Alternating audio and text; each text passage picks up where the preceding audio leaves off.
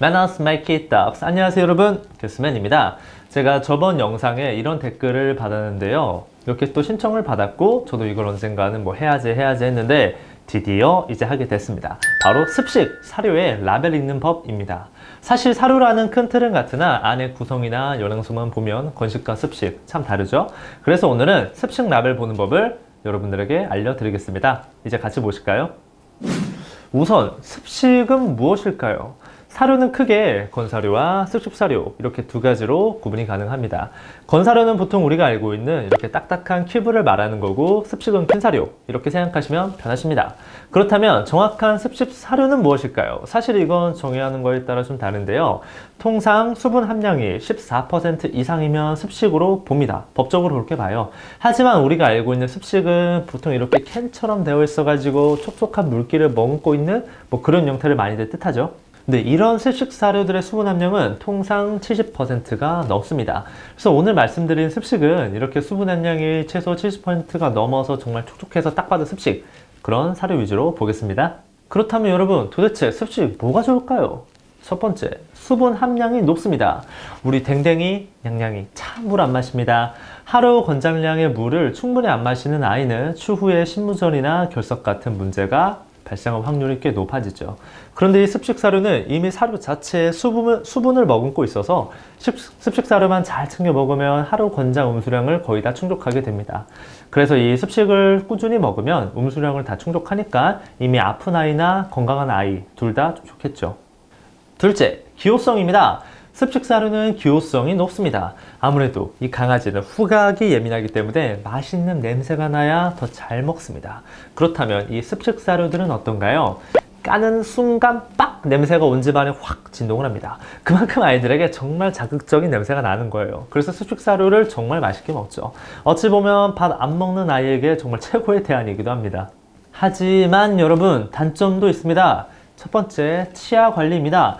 습식은 다 좋지만 입자가 곱고 매우 부드러워서 아이 이렇게 치아 사이사이에 잘 낄 수 있어요. 물론 이건 뭐 건사료 큐블도 똑같지만 습식이 상대적으로 치주 질환을 유발할 가능성이 높은 편이라고 하네요. 그렇기 때문에 습식을 주로 급여하시는 분들은 양치를 꼭 시켜주는 게 좋겠죠. 둘째, 가격적인 문제입니다. 습식이 어찌 보면 좀 가장 크고 현실적인 문제죠. 가격이 너무 비쌉니다. 하루 세 끼를 다 이 습식으로 먹는다 하면 정말 집에서 자연식 하시는 것처럼 금액이 많이 나와요. 이런 부분 때문에 경제적으로 아무래도 부담이 되죠. 셋째, 주재료 주의 성분입니다. 이건 뭐 케바케이긴 하지만 사실 이 캔 안에는 BPA 혹은 잔탄권, 구화권, 글리세린 등등 여러 가지 중금속이나 방부제가 많이 들어가 있는 편입니다. 수분 함량이 높으면 높을수록 부패되기 쉽습니다. 이거는 사료뿐만 아니라 모든 음식이 똑같아요. 그렇기 때문에 보통 캔으로 만든 통조림 같은 게 수분 함량이 높기 때문에 많은 방부제가 들어갑니다. 그렇기 때문에 캔을 이렇게 정기적으로 급여하면 좋지 않은 가능성도 있다고 하네요. 그렇기 때문에 혹시나 습식으로 주실 때는 꼭 주재료 라벨을 체크하시고 구매하시는 게 좋겠죠. 자, 그렇다면 이제 장단점에 대해서 알아봤습니다. 이제 본격적으로 오늘의 하이라이트, 습식 라벨을 읽어볼까요? 자, 라벨 하나 볼까요? 바로 테라카니스입니다. 수분 함량이 90.9%, 조단백이 5.3%, 조지방이 1.8%, 또 나머지 등등등 있네요. 그렇다면 이 사료 속의 조단백은 5.3%만 들어가 있는 걸까요? 정답은 아닙니다. 여기서 알아야 하시는 게 바로 드라이 매터, DM입니다.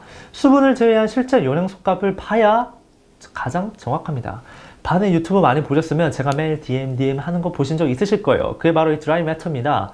공식은 사실 복잡하진 않은데 계산하는 게 근데 조금 귀찮습니다. 그렇기 때문에 전 이렇게 웹사이트를 이용해서 한 번에 계산해요. 자, 이제부터 사이트에 들어가서 보겠습니다. 자, 이렇게 사이트 링크를 연결한 다음에 사이트에 들어갑니다. 여기 보시면 적는 란이 바로 있는데요. 위에는 라벨 속의 단백질 값 5.3%를 적으시고 밑에는 수분 함량 90.9%를 적으시면 됩니다. 자, 5.3%와 90.9% 계산해 볼까요? 누릅니다. 짜잔! 와, 조단백이 무려 58.24%예요. 여러분 깜짝 놀라셨죠? 그래서 여러분들 반습식, 5월 습식 구매하실 때 많이들 착각하십니다. 우리 아이가 신부전이 와서 좀 낮은 단백질 사료를 먹여야 하는데 습식이나 반습식은 이렇게 보면 당연히 단백질이 낮아 보이겠죠? 하지만 이렇게 DM으로 계산하니까 어때요? 확 높아집니다. 그렇기 때문에 습식이나 반습식 급여하실 때 꼭 DM 공식으로 영양소 계산하신 다음에 우리 아이의 영양 상태에 맞는지 체크하시고 급여 결정해 주세요. 아니면 아이한테 더 안 좋아질 수도 있습니다. 자, 여러분, 오늘은 습식 라벨에 있는 법을 알아봤는데요. 어떻게 많이들 도움 되셨나요? 아까 제가 보여드린 웹사이트는 하단에 공개해 놓겠습니다. 영양소 계산하실 때 들어가셔서 DM으로 변환하신 다음에 한번 보세요. 그게 우리 아이 건강에 정말 훨씬 도움 될 겁니다. 습식 사료 라벨 보시면서 궁금한 점이나 더 알고 싶은 점 있으시면 언제든지 댓글 달아주세요. 친절하게 답변 드리겠습니다. 이상 반려동물에 관한 모든 정보 반의 개스맨이었습니다. 여러분 감사합니다.